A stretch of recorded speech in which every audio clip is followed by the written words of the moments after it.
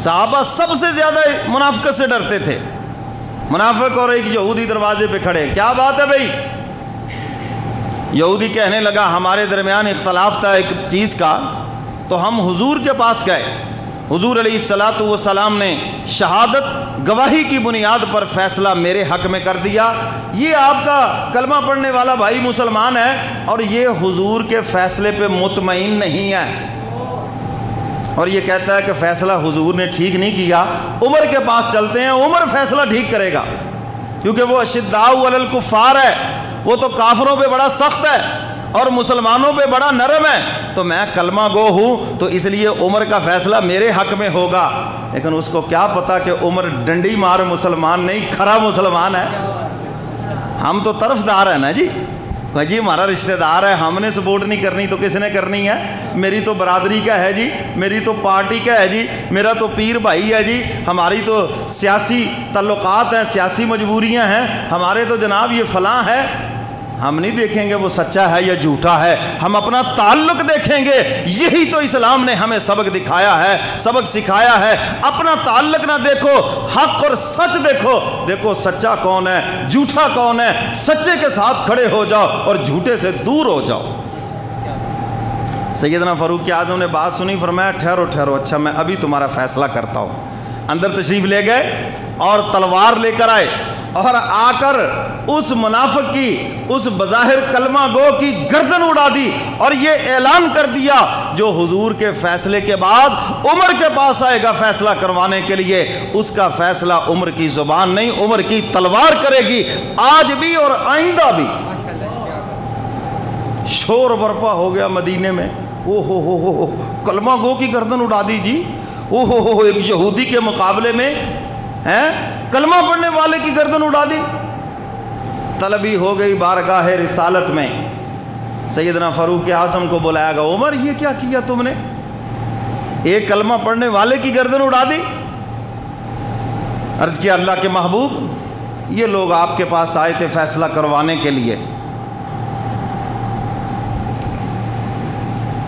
اور آپ نے شہادت گواہی کی بنیاد پر فیصلہ یہودی کے حق میں کر دیا، اور یہ جو بظاہر کلمہ پڑھنے والا ہے یہ آپ کے فیصلے پہ مطمئن نہیں تھا. اس نے کہا حضور نے فیصلہ صحیح نہیں کیا، ہم عمر سے فیصلہ کرواتے ہیں. یا رسول اللہ آج بھی اور آئندہ بھی جو آپ کے فیصلے کو نہ مانے عمر کے نزدیک وہ مسلمان ہی نہیں ہے، اور ایسے آدمی کی گردن اڑانا آج بھی اور آئندہ بھی میں تو یہی کروں گا، باقی آپ جو فیصلہ فرمائے میں حاضر ہوں. قصاص کی آوازیں بلند ہو رہی، دیت کی آوازیں بلند ہو رہی. جبریل قرآن لے کر آ گئے. کہہ دو سبحان اللہ.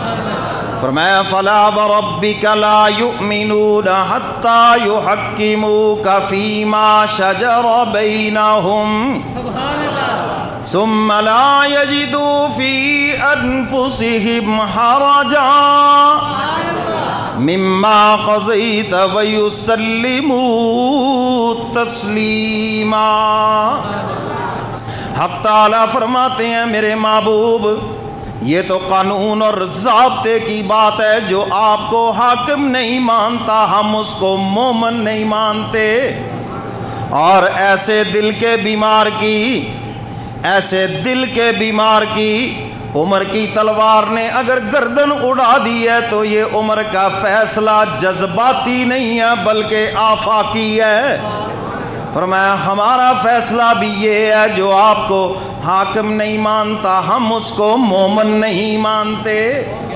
بس یہ فیصلہ صرف عمر کا ہی نہیں ہے، تیرے رب کا بھی یہی فیصلہ ہے. کہہ دو سبحان اللہ. تو فاروق اعظم کی رائے عرش بری سے قرآن بن کر آئی.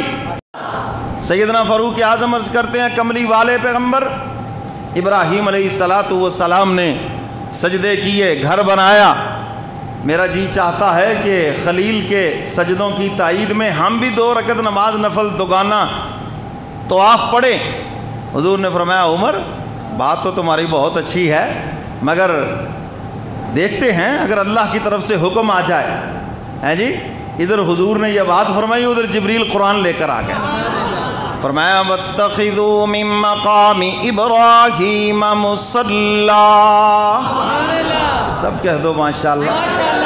حق تعالیٰ فرماتے ہیں میرے محبوب عمر کو اجازت دے دیجئے مقام ابراہیمی پر 2 نفل ادا کریں اور پھر تمام زائرین حرم کے لیے میرا یہ قانون سنا دیجئے، آئندہ جب بھی میرے اس گھر کے طواف کے لیے آؤ، طواف کرنے کے بعد تمہیں 2 رکعت نماز دوگانہ طواف ادا کرنا ہوگا، ورنہ تمہارا طواف ہی نہیں ہوگا۔ تو فاروق اعظم کی رائے عرش بری سے قرآن بن کر آئی، کہہ دو سبحان اللہ۔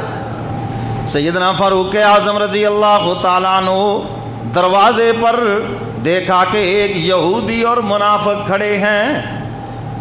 اللہ اکبر، کیسے آنا ہوا؟ منافق کہنے لگا ہم ایک فیصلے کے لیے آپ کے پاس آئے ہیں۔ کلمہ پڑھتا تھا، وہ ظاہری طور پر کلمہ پڑھتا تھا، اور یہ منافقین مدینہ سے شروع ہوئے۔ مکہ میں مخالفین تھے، مدینہ میں منافقین تھے، اور سورہ منافقون مدینہ میں نازل ہوئی۔ کلمہ بھی پڑھتے تھے، حضور کے پیچھے نماز بھی پڑھتے تھے، اور ٹوٹے پھوٹے جہاد میں بھی چلے گئے، ٹوٹے پھوٹے، لیکن اللہ نے نہ ان کا ایمان قبول کیا نہ ان کے اعمال قبول کیے۔ اور حضرات صحابہ کرام سب سے زیادہ منافقت سے ڈرتے تھے۔ حضرت حذیفہ بن یمان رضی اللہ تعالیٰ عنہ صحابی رسول ہیں، حضور علیہ السلام کے رازدار صحابی ہیں۔ حضور علیہ السلام نے ان کو مدینہ میں منافقین کے نام بتائے، 400 سے زیادہ منافقین تھے۔ حضور کی وفات کے بعد حضرات صحابہ کرام دیکھتے تھے حضرت حذیفہ جس کے جنازے میں شامل ہوتے، صحابہ بھی اس جنازے میں شامل ہوتے ہیں، اور جس جنازے میں وہ شامل نہ ہوتے سمجھتے کہ یہ منافق ہے، چونکہ حضور کے یہ رازداں صحابی ہیں، حضور نے ان کو بتایا ہے تو اس لیے ان کے جنازے میں شامل نہ ہوتے۔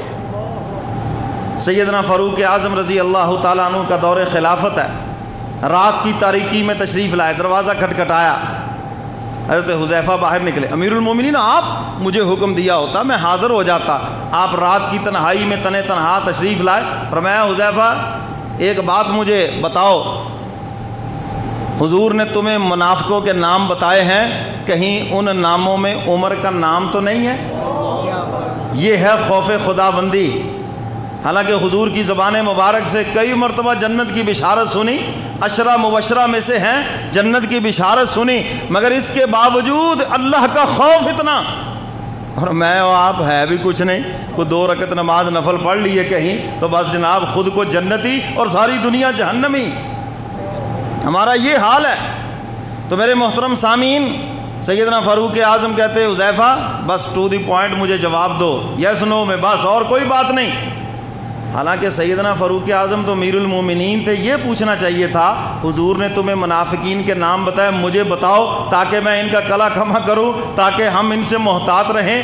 باوجود امیر المومنین ہونے کے پوچھنے کا حق رکھتے تھے، مگر آپ نے یہ نہیں پوچھا کہ جس چیز کو حضور نے راز رکھا اس کو راز ہی رہنے دو، جب حضور نے ان کے قتل کا حکم نہیں دیا تو ہم ان کو قتل نہیں کریں گے۔ بس حذیفہ بتا دو کہیں ان ناموں میں عمر کا نام تو نہیں ہے؟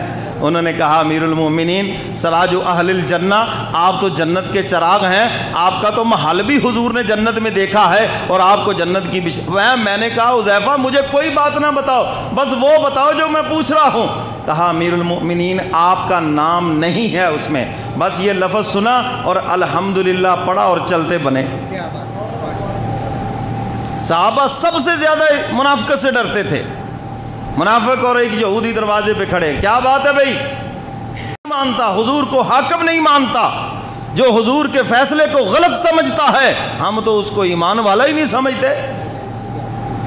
حضور کے روضے میں جو شیخین مدفون ہیں یہ حضور کی اجازت سے ہیں یا بغیر اجازت کے؟